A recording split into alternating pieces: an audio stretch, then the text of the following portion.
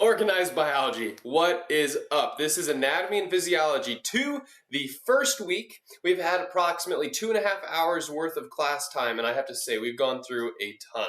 This is an overview of the endocrine system, specifically chapter 17 in Seeley's Anatomy and Physiology, and I'm going to be going over 7 core topics that we talked about and their subdivisions in the last week. So hopefully this is helpful. If you need to skip to any part to see any one of these 7, feel free to do so as you're watching, okay?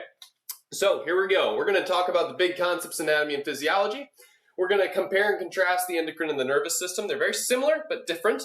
We're going to talk about how we classify hormones in 2 big categories. We'll talk about chemical messengers and what makes them different and what they target and how that is how that kind of orients ourselves to the communication that they're going to be doing. We're also going to be talking about hormone control and release. It's just as important to release a hormone as it is to stop releasing it, right? We'll talk about feedback mechanisms, which feeds right into that, and then the action of the hormones themselves. So when the hormones bind to their target cells, what happens? Okay?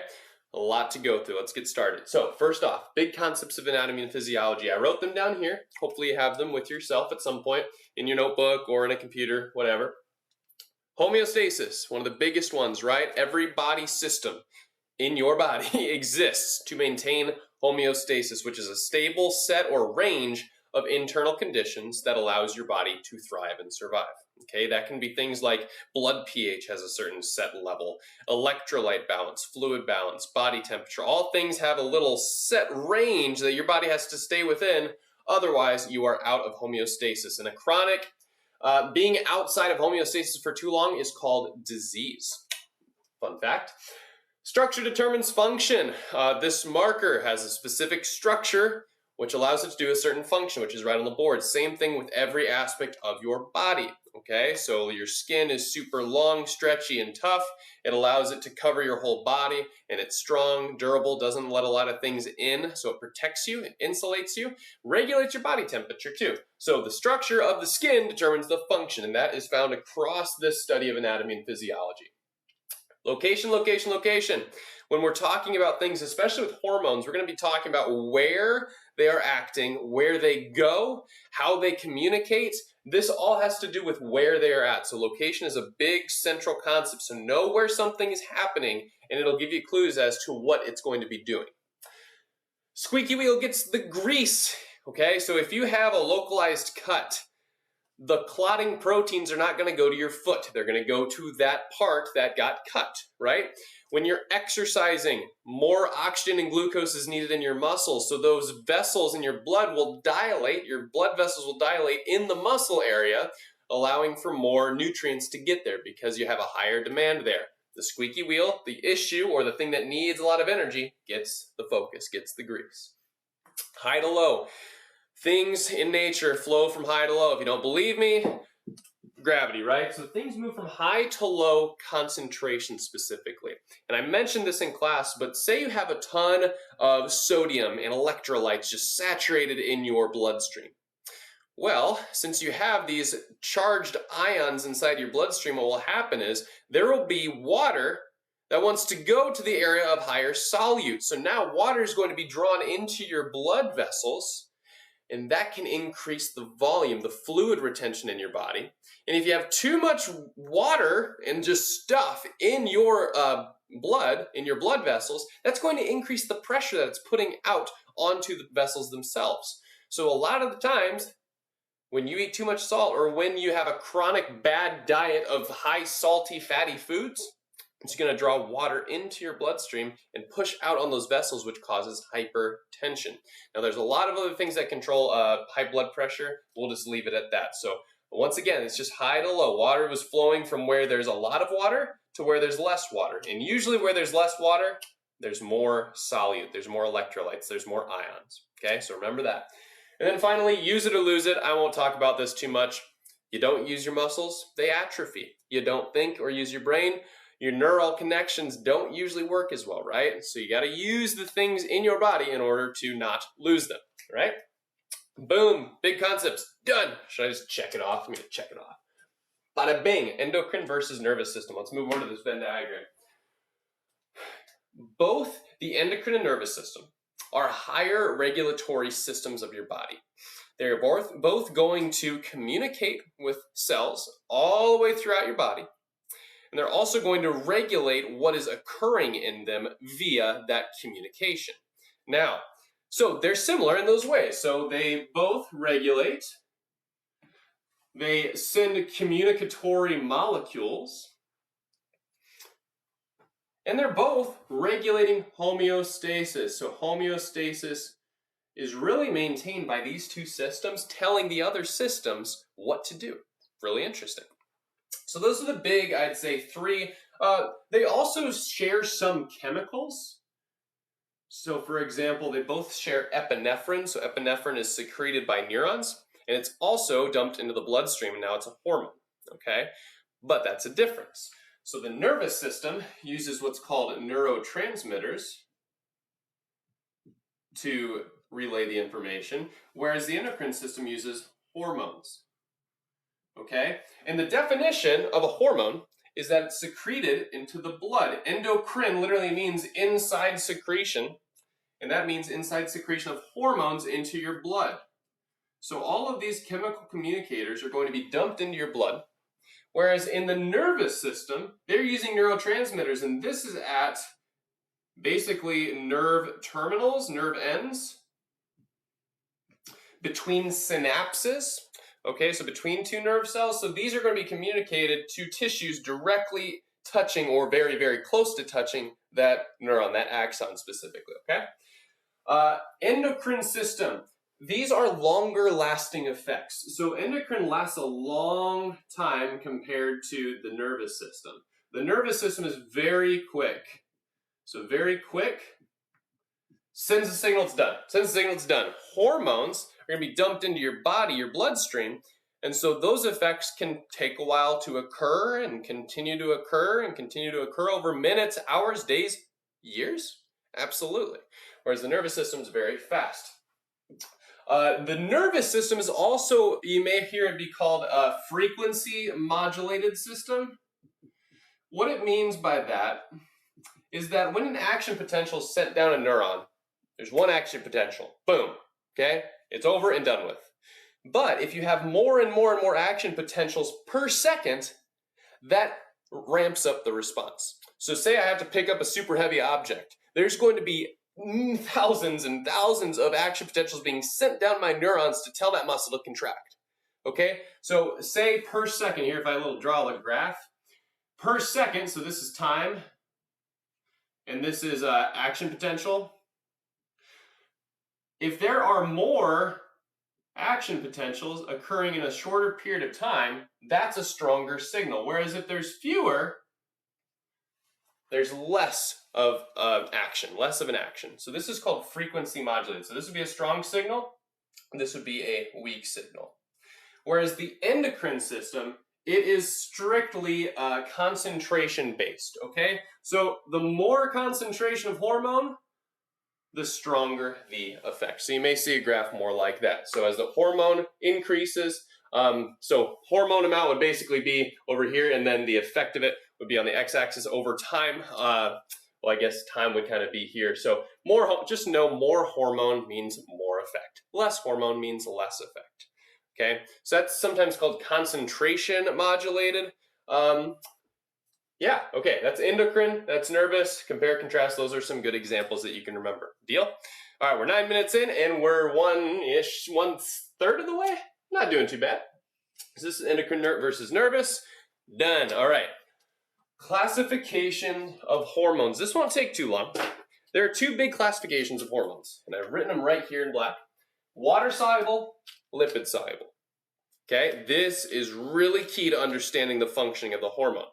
Water-soluble hormones are usually protein-based. Protein or amino acid-based.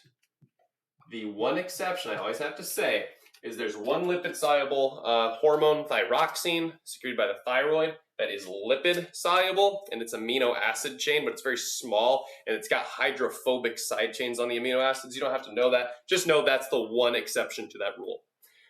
What's nice about knowing that it's protein or amino acid based, first off, water soluble, it means it'll dissolve well in water. It does not need a carrier protein or a carrier molecule to grab onto it and transport it in the blood. When a water-soluble hormone is secreted into the blood, it just travels freely because it can dissolve well in the blood. The blood's mostly water. Makes sense. Okay? Usually these will end in IN, means protein, or INE, like epinephrine. However, remember, thyroxine ends in INE. That is a lipid-soluble hormone, so be careful with that one. Yeah, so anytime you have a protein-based water-soluble hormone, it'll travel well in the blood, okay? And these are going to act upon extracellular receptors on target cells. So we'll go over that on number 7. But the water-soluble protein hormones, they're water soluble. They cannot get into the cell because the cell is surrounded by a lipid-based membrane.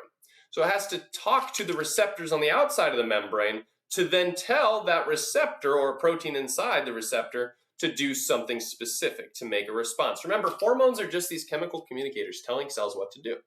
Okay, so it has to get that molecule, that hormone, to the target cell, whatever that target cell is, to tell the cell to do something specific. And the water-soluble ones do that via an extracellular receptor, okay? Lipid-soluble. Lipid-soluble, these are obviously lipid-based, lipid or cholesterol-derived,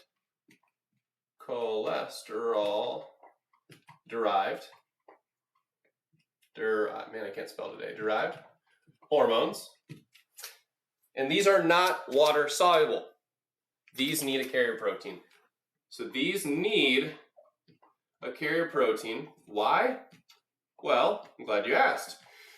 If you have a lipid-soluble hormone in your blood is mostly water. If you pour oil on water or a fat on water, it's going to float. It's not going to dissolve well, right? And if you have a bunch of like lipids and cholesterol clogging up that artery or whatever it is, that's bad, okay? So these hormones are lipid-soluble.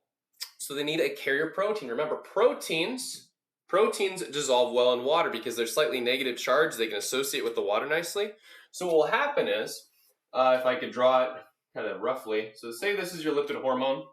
It's going to be surrounded by a protein that will surround that lipid hormone, and it's going to be slightly negatively charged on the outside. So that negative charge can associate with water nicely so it can flow smoothly through, okay? I think I talked a little bit about when these lipid-based hormones are rid in the body. That's called conjugation. They'll bind with another type of protein, which will expel it from the body. We won't get to that yet. So, lipid-soluble. They're cholesterol-derived. They need a carrier protein. These, however, we didn't talk about this in class yet, will pass through the target cell membrane. Because they're lipid soluble. They can get through that lipid bilayer, right? So, what does it do when it gets inside the cell, you ask? We'll talk more about it over here, but it's going to act on nuclear receptors. This is in the nucleus, okay? So, acts on nuclear receptors. So, that's inside the cell, in the nucleus, and it's going to alter transcription and translation of proteins, whether it's a receptor, whether it's an enzyme. It's going to it's going to upregulate or downregulate genes. That's basically it, and we'll talk about that here in a second. So, water-soluble, protein-based, carried in the blood easily. Lipid-soluble, not carried well in the blood, so it needs a carrier protein. And it acts on nuclear receptors, whereas the protein-based acts upon extracellular receptors because the proteins can't get through the lipid membrane. Boom. 3 down. We're doing it. Classification of hormones. We're doing awesome. Number 4, endocrine. Sorry, I just started reading it. Number 4 is chemical messengers. I'm describing these chemical messengers based upon, I'll say the location of their transmitting communication. Okay, so let me give you some examples. So you've got endocrine, which is the hormones, right? These are always going to be transported in the blood. Neurotransmitters, just like I said over here, they're going to be acting at nerve terminals in the neurons. Autocrine and paracrine. If a chemical messenger is released from a cell, and it's considered autocrine if that specific hormone, whatever, or not hormone, that specific chemical acts on that cell itself. Okay, I'll say that one more time. So there's a cell, releases something, and then it actually takes in that chemical or notices that chemical near it, and it will respond. So it's a self-inducing process. Paracrine, so first off, auto means self, right? So it's doing it to itself, whereas paracrine means around or near, okay? So paracrine means that it's going to be a localized sort of response. So maybe a cell sends out an inflammatory signal, and it goes to very similar and close surrounding cells. That's considered paracrine. The one example I gave in class for both of these are eicosanoids. This has to deal with inflammation, prostaglandins, that type of thing. So that's why, like, say you get a bug bite and you start getting a rash. That's considered paracrine because it's only affecting that area, that messenger that told your cells, yo, get inflamed. It's going to be only in that small area. It's not going to go through the endocrine system and go throughout the rest of your body. Otherwise, that would be a worst case scenario, right? So that's the only thing we talked about in class about kind of the extent of communication and where it is happening for chemical messengers. So I'm going to draw that in blue. Number 4 is done. This is a great crash course. Number 5, hormone control and release. So hormones, chemical communicators, right? Chemical communicators. I use this as an example in class. Think of your body as a house. Okay, when you leave the house, you leave certain things running, right? Maybe some fans, AC, refrigerator, although the AC I guess kicks on here and there. You keep your fridge on, right? So you keep some things on, but you also turn off your lights, right? Save energy. But then later on, you're going to turn on your lights, right? When you want to and when you need to see inside your house. Sometimes your air conditioning will kick on here and there periodically. So this is a great way to think about hormones. Because some hormones you want to have a pretty constant level frequently, constantly. Okay? Some hormones you want to have every so often, periodically, maybe every couple days, right? And sometimes you want to have it in an instant in response to a stimulus, and it's very random and sporadic. So I actually did not write those on here, so I'm going to add them. So don't look at number 5 yet, but what I just described is 3 different types of hormone release. One was chronic. Okay, chronic means for long term. And this is your T3, T4. This is your thyroid hormone. You want a relatively stable set constantly of thyroid hormone because it induces metabolism, good metabolic processes in your body. One is called acute, and this is the very specific response to a stressful stimulus, for example. So it's very sporadic, aberrant. You can't predict when it's going to happen. So this happens with epinephrine. Epinephrine, or adrenaline as well would work. So these are things that, say I see a lion that's about to eat me, that's very unexpected. I didn't know I was going to release a hormone of epinephrine to freak out and run away, right? So that's released acutely, okay, for a specific stimulus. And then lastly, we've got episodic. Episodic, this is very common in your menstrual cycle, women. So this is going to be a lot of like luteinizing hormone, progesterone. These things will be released at this is why it's episodic. It's predictable. Okay, so on this day, usually in your menstrual cycle, this hormone's going to go up while this hormone's going to go down. We know that's going to happen at these different times. Okay, so I showed a graph in class. It was really helpful. Just look up like menstrual cycle hormones, and it'll show all of these different fluctuations, but they're predictable, right? So that's why it's episodic. It goes the same episode, just like I can predict an episode of Seinfeld will have conflict right away, resolve it at the very end, and somehow they'll tie it together. You can predict it, right? That's why it's episodic. Okay, now that we got that out of the way, there are 3 ways. I mentioned that you've got to have control of the hormones. You want to secrete them sometimes, you want to not secrete them sometimes, and you need to know when to do that. This is how our body knows when to do that. There's a thing called humoral control. Humor technically means fluid, and we're going to discern that as blood. Okay? So let's say in your blood there's too much let's say too little calcium. You have too little calcium. Okay, that's an issue because calcium is important in a lot of different things. So what will happen is your body will recognize, hey, there's a low amount of calcium in your body. So what do you need to do? There's a low amount of calcium in your blood, okay, humoral, right? What you need to do is now release calcium into your blood. How do you do that? You take it from your bones via the parathyroid hormone. So PTH, parathyroid hormone, will be released in response to low calcium levels because parathyroid hormone will increase calcium levels. It'll basically break down little bits of your bone to release that calcium into your bloodstream so you have an ample supply of it. Okay? Now, once your calcium gets back to normal levels, would it be good to continue breaking down your bone forever? No, of course not. Once it gets back to normal levels, that parathyroid hormone will stop being secreted. That's called humoral control. We're testing things in the blood and we're modulating our hormones based upon the concentrations in it. Cool? There's also hormonal control, okay? This one's a complicated example because we didn't talk about the hypothalamus pituitary, but the hypothalamus, it's just above your pituitary gland. Your pituitary is your master hormone gland. You may have heard that before. When in the anterior pituitary, when the hypothalamus wants the anterior pituitary to secrete a certain hormone, the hypothalamus will release what's called a releasing hormone.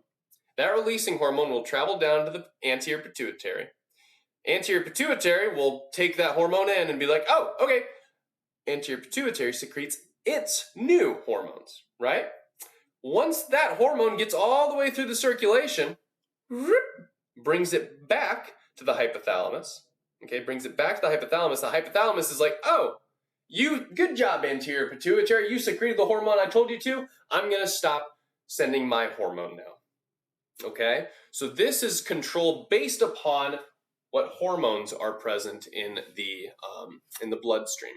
Okay, if I could do one off the top of my head, there are some things called gonadotropin releasing hormones, I think. Gonadotropin releasing hormones, or growth. This is actually a better one. Growth hormone releasing hormone. That's my favorite. So say you release growth hormone releasing hormone at your hypothalamus. Tell your anterior pituitary, hey, release some growth hormone. Growth hormone's released after a period of time. Okay, hypothalamus will be like, okay, we don't need any more. We don't need any more. He's done growing at this point. So it's going to stop sending that growth hormone releasing hormone. So I'll say growth hormone releasing hormone. And then the negative feedback, which will stop it, will be the growth hormone itself. So eventually it'll turn off. Now, this might not be the best example, but I'm just trying to show you that a hormone can induce the stopping of the secretion of another hormone. Okay? So that's hormonal control. It's similar to humoral because it's still in the blood, right? But it's just a hormone being secreted in the blood. And this is just a good example of calcium inducing that change rather than the actual hormone itself inducing the change. Okay. Neural control. This is primarily in the posterior pituitary because the neurons actually extend into the posterior pituitary and secrete their hormones directly into the bloodstream. And these are primarily, I'll say oxytocin would be a good, it's hard to say for this one, because it's going to be a higher regulatory process in your brain. Okay, so sometimes your neurons will perceive, hey, you don't need this hormone anymore because I was sending the signal. Now, we're good. We're good. The stimulus is gone.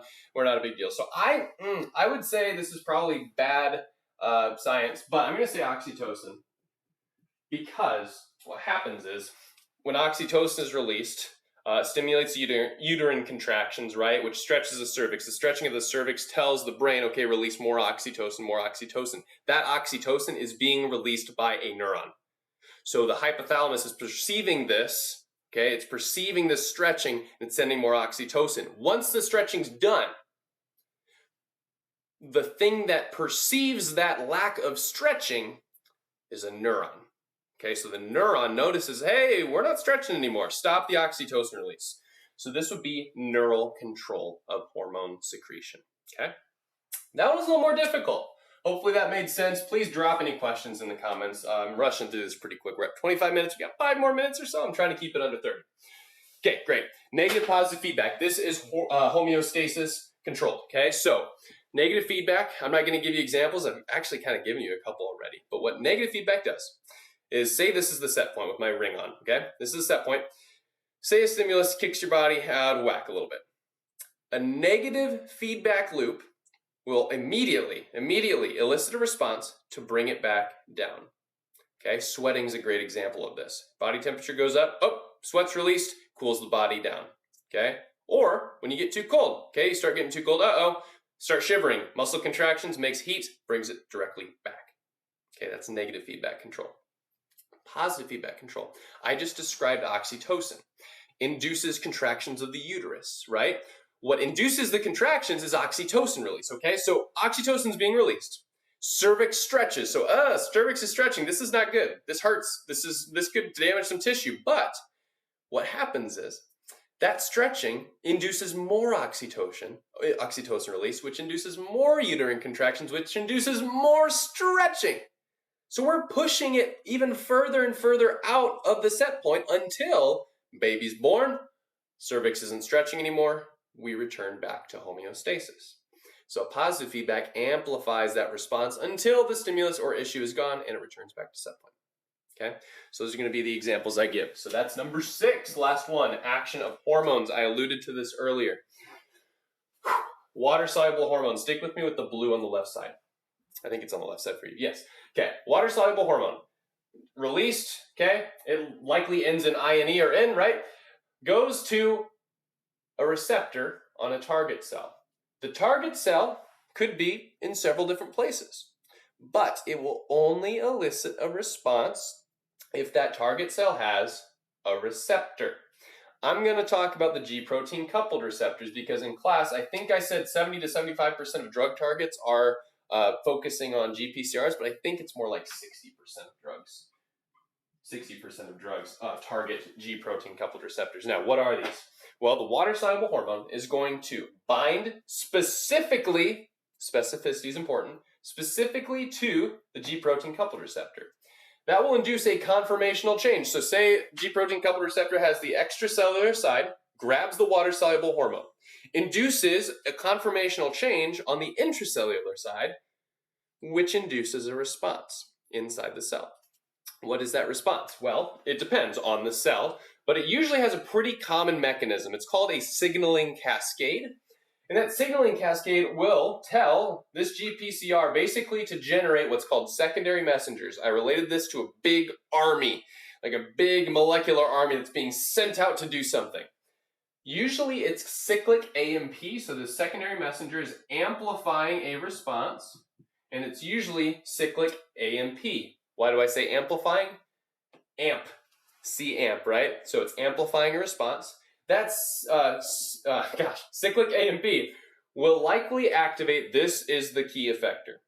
It will activate a protein kinase, which a protein kinase does a thing called phosphorylation. It adds a phosphate from ATP, so it takes the ATP, takes the phosphate off of it, throws it onto something else, and that thing, whatever it is, enzyme, protein, whatever, will have a response. Okay, so let me review that. Water-soluble hormone attaches to receptor on the outside.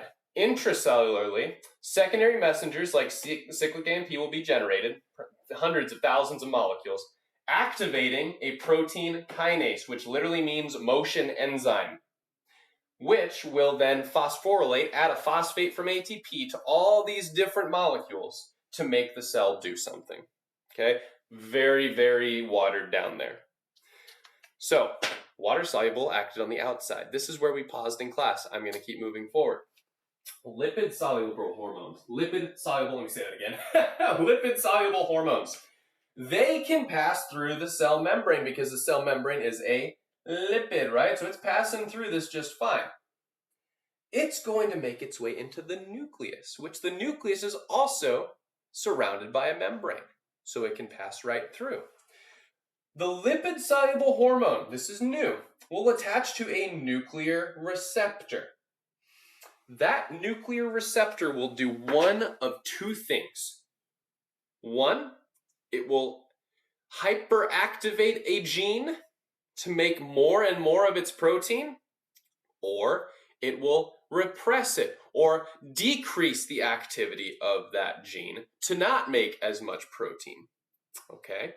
Okay, so Mr. Jackson, what's a protein? Well, it depends on what that cell is doing. So let's say the lipid-soluble hormone comes in here, acts on the nuclear receptor, activates the gene more, okay? The gene is going to start pumping out mRNA, which will get picked up by a ribosome. It'll translate that mRNA into a cool, specific protein. That protein could be, check this out, that protein that it generates could be a new receptor. So it could activate a gene that makes a protein that is a receptor, and maybe it makes dozens and dozens of them. So now that cell could be more sensitive to a different chemical. Okay, this happens a lot with the gonadotropins in women, especially during the menstrual cycle. There will be lipid-soluble hormones go in here because usually, sorry, I'm going back. But usually the steroid hormones end in, I didn't even say anything. So for lipid-soluble, I'm so sorry, they will usually end in oid or own. I completely skipped that, my bad. So like testosterone, progesterone, okay? All of these things are lipid-soluble. So during the menstrual cycle, what I was saying is a lot of the times they will act upon the nuclear receptors, amp up gene activation. It's called promotion. It binds to a promoter sequence, promotes that gene, and it will upregulate the production of proteins that could be receptors. A lot of these times, these receptors are receptors for another hormone. Oh, so even if the hormone level in the blood is low, if the receptor is super high, there's a high sensitivity of the cell because it was acted upon by a lipid-soluble hormone, it could elicit a stronger response. Okay? Whew. Opposite could also happen, right? So maybe it turns off that gene. So now the response is over. Hey, let's turn that gene off. Okay, well, guess what? Now these receptors will be degraded eventually, and the response won't be as strong. Okay? Wow. That was a lot. I need to happily cross off number 7, a very holy number, right? All right, thank you for watching. Hopefully this was a great summary video for you. Use it before tests. I went through the main things that I'll likely test you over. I know it's a lot, but I'm very proud of all that you've learned so far. I hope this was helpful. Please, please, please like and subscribe. I appreciate that a lot. Let me know in the comments anything I can do to help in any way. Thanks for watching. That's Organized Biology. Checking out.